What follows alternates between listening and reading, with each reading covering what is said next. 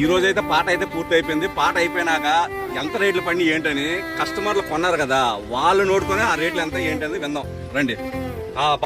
చెప్పయ్యా ఎంత పడిందా గెల? ఏవి అవి చూపి గెల తీసి చూపి.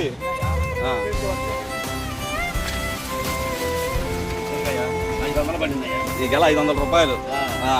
ఎంత అమ్ముతున్నాం మరి?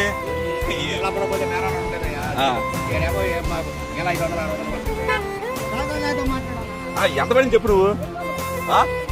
800. 830. అదిగా ఎంత పడిందిరా గెల? ఎంత పడిందిరా?